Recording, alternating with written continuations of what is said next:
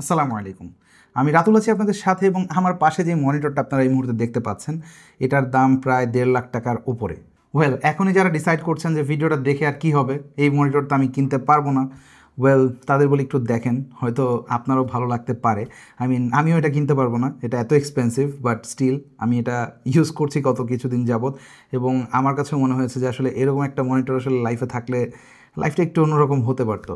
তো এটা বেসিক্যালি একটা কিউডি ওলেড মনিটর, অর্থাৎ এটা resolution 3440 by 1440, and that's not the best part.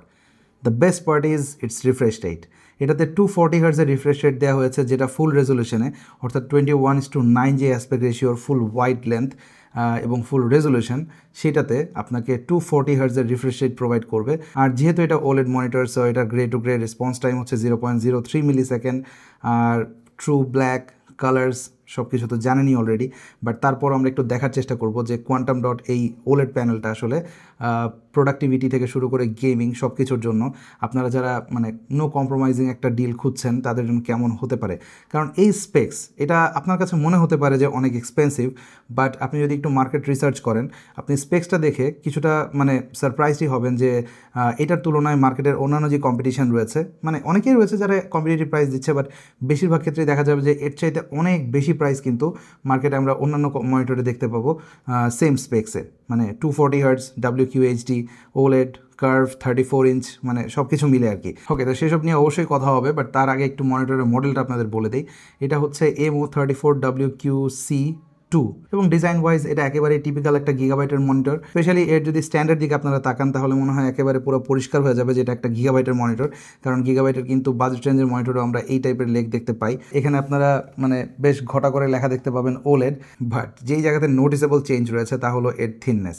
Side থেকে দেখলেই বুঝতে পারবেন যে এটা কতটা থিন। হ্যাঁ, যদিও পেছন পার্টে আবার একটু মোটাসোটা হয়েছে, বিকজ সেখানে motherboard, cooling system, passive cooling system সব কিছু ইমপ্লিমেন্ট রয়েছে, বাট মেইন যে প্যানেলটা সেটা কিন্তু একেবারেই থিন। আর এটার যে বেজেল সেটাও কিন্তু খুবই খুবই থিন, যদিও বটম চিনটা একটু বড় এবং এখানে গিগাবাইট লেখা রয়েছে, এই জায়গাটা অ্যাসিমেট্রিক্যাল লাগছে, যেটা বেশিরভাগ মনিটরে আমরা দেখি। বাট একটা ব্যাপার আমার কাছে পার্সোনালি ভালো লাগে সবসময় যে কোনো ওলেড প্যানেলে, তা হচ্ছে গ্লসি প্যানেল। আমরা এখন অনেক ব্র্যান্ডকেই দেখছি তারা ম্যাট প্যানেল দিচ্ছে। ম্যাট প্যানেল হয়তো অনেকেরই দরকার, স্পেশালি যারা এমন পজিশনে মনিটর রেখেছে যার এগেনস্টে একটা উইন্ডো রয়েছে। বাট এই ধরনের মনিটরে আপনি যদি অ্যাকচুয়াল কালার অ্যান্ড ফিল পেতে চান, সেই ক্ষেত্রে আমার মনে হয় না আসলে গ্লসির কোনো বিকল্প রয়েছে।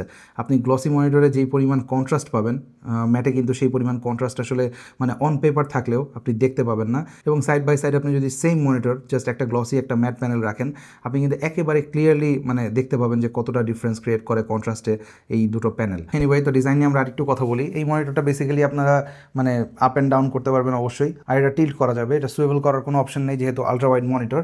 আর এর যে ওএসডি কন্ট্রোলের জন্য বাটন, সেটা মাত্র একটা জয়স্টিক, যেটা মাঝখানে প্রেস করলে আপনারা ওএসডি অন করতে পারবেন এবং আপনার যে প্রয়োজনীয় কাজগুলো সেটা করতে পারবেন। এবং ওএসডি কেমন সেটা আমরা একটু পরে দেখাচ্ছি।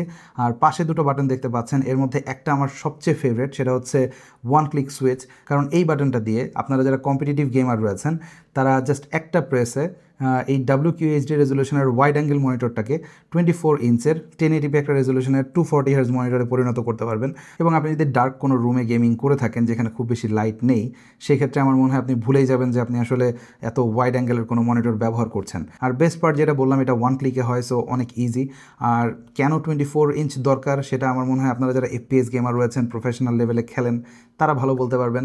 আমি নিজেও মাঝে মাঝে টুকটাক ভ্যালোরেন্ট খেলি, তো 24 ইঞ্চ কিন্তু সব থেকে সুইট স্পট আপনারা জানেন, তো তাদের জন্য ডেফিনেটলি এটা একটা বড় সুবিধা। আর এখন কিন্তু আমরা দেখি অনেকেই গেমিং পিসির পাশাপাশি একটা প্রোডাক্টিভিটির জন্য ম্যাকবুক ব্যবহার করে বা সেকেন্ডারি পিসি ব্যবহার করে। তো সেক্ষেত্রে অনেক সময় কিবোর্ড মাউস এটা সুইচ করা একটা প্যারা। তো এটাতে কিন্তু KVM সুইচ রয়েছে এবং আপনারা এর স্ট্যান্ডে দেখতে পাচ্ছেন KVM সিরিজ লেখাই রয়েছে, এবং এই KVM থাকায় কিন্তু আপনাকে মাল্টিপল মাউস কিবোর্ড এই মনিটরে ব্যবহার করতে হবে না। আপনি জাস্ট ডিভাইস সুইচ করলে অটোমেটিক্যালি মাউস কিবোর্ড সুইচ হয়ে যাবে, তো এটাও একটা ভালো দিক। আর এর বটম প্যানেলে গেলে দেখতে পাচ্ছেন এখানে কিন্তু দুটো HDMI 2.1 পোর্ট রয়েছে, যেটা দিয়ে আপনারা কনসোল গেমাররা অনেক বেশি হ্যাপি হবেন, বিকজ এই মনিটর কিন্তু VRR অ্যান্ড ALLM দুটোই সাপোর্টেড, যেটা PS5-এ আমরা পাই। আর এতে কিন্তু ফুল রেজলিউশনে আপনারা 120 হার্টজ পর্যন্ত সাপোর্ট পাবেন। এবং এতে আমি আমার PS5-এ কিছু গেম ট্রাই করেছি and it was an amazing experience. এছাড়া HDR-ও কিন্তু চমৎকার কাজ করে PS5-এর সাথে। সো আমার মনে হয় আপনারা যারা কনসোল গেমার রয়েছেন পিসির পাশাপাশি, I think this should be the go to monitor তাদের জন্য, বিকজ এটাতে ফিচার ওয়াইজ অ্যাটলিস্ট কোনো কম্প্রোমাইজ নেই। আর প্রাইসিংয়ের ক্ষেত্রে যেটা আমি একটু আগেই বললাম, মানে শুরুতে শুনলেই অনেক বেশি মনে হতে পারে, বাট আপনি ইন্টারন্যাশনাল প্রাইস যদি দেখেন এবং বাংলাদেশের ট্যাক্স অ্যান্ড স্টাফ যদি দেখেন, সব কিছু মিলে আপনার কাছে খুব বেশি ওভার প্রাইস এরকম মনে হবে না, স্পেশালি আপনি যখন বাংলাদেশের এই সেম স্পেক্সের অন্যান্য মনিটরের সাথে এটাকে কম্পেয়ার করবেন। আর এতে আমি আরপিজি থেকে শুরু করে এফপিএস গেম, বেশ কিছু গেম ট্রাই করেছি এবং আমার কাছে মনে হচ্ছে মোশন ক্ল্যারিটি যথেষ্ট ভালো। ইভেন আপনি যদি 24 ইঞ্চে যদি কনভার্ট করে গেম খেলেন, তারপরও মোশন ক্ল্যারিটি অ্যামেজিং থাকে। আর আমি নর্মালি গেম খেলার সময় মোশন ব্লার একেবারে অফ করে খেলি, যাতে করে আমি ট্রু যে এক্সপিরিয়েন্স সেটা পাই। তো গড অফ ওয়ার র্যাগনারকে যেমনটা দেখতে পাচ্ছেন, এটাতে কিন্তু চমৎকার রেসপন্সিভনেস ছিল। আর এপিএস গেমিংয়ের ক্ষেত্রে এতে ব্ল্যাক ইকুয়ালাইজার 2.0 আপনারা পাচ্ছেন, যেটা প্রফেশনালরা অবশ্যই কাজে লাগাতে পারবে। আর এতে মানে রেসপন্সিভনেস একটা ওলেডে যেমনটা হওয়া উচিত ঠিক তেমনটাই অ্যামেজিং রেসপন্সিভনেস আমরা পাচ্ছিলাম যে কোনো এফপিএস গেমে। আর আপনি যদি প্রিভিয়াসলি কোনো ওয়াইডার মনিটরে গেম না খেলে থাকেন, স্পেশালি এই ধরনের আরপিজি গেম, আপনি লিটারেলি একটা ইমার্সিভ দুনিয়াতে ঢুকে যাবেন এবং আপনার ফিল হবে যে আপনি সেই জায়গাতেই রয়েছেন। বাট এই কার্ভ স্ক্রিন যে শুধুমাত্র আপনাকে একটা ইমার্সিভ এক্সপিরিয়েন্স দেবে গেমিংয়ের ক্ষেত্রে তা কিন্তু না। যারা প্রোডাক্টিভিটির জন্য ডুয়েল মনিটর ব্যবহার করেন তাদের জন্য this could B a very good option, because এটাতে যখন আমরা এডিট করছিলাম, আমাদের যে এডিটিং সফটওয়্যার ব্ল্যাকম্যাজিকের ডাভিঞ্চি রিজলভ, সেটাতেও যথেষ্ট ভালো এক্সপিরিয়েন্স ছিল। টাইমলাইন অনেক বড়সড় আকারে দেখা যায়। তাছাড়া এতে যখন আমি মিডিয়া যেই লাইব্রেরি, সেটাতেও খুব ইজিলি বুঝতে পারছিলাম কোনটা কোন ফুটেজ। পাশাপাশি ওভারঅল টাইমলাইনটা কিন্তু আপনাকে বারবার স্ক্রল করতে হবে না, বিকজ অনেকটা এরিয়া কিন্তু কভার করছে।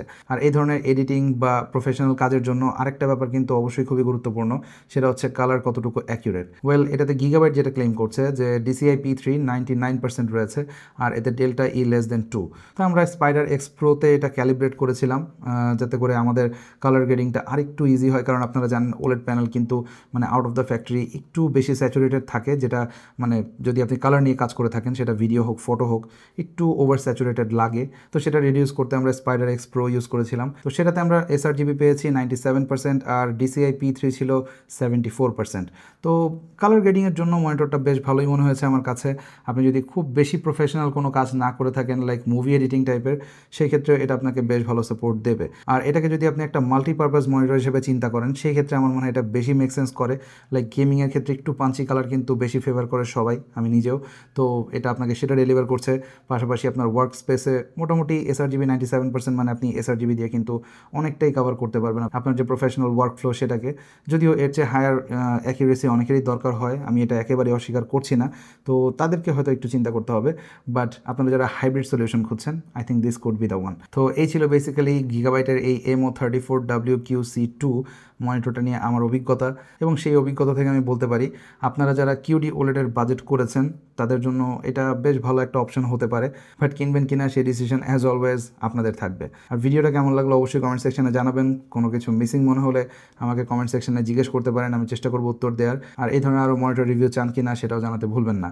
দেখা হবে পরবর্তী কোনো ভিডিওতে। টিল দেন, আল্লাহ হাফেজ।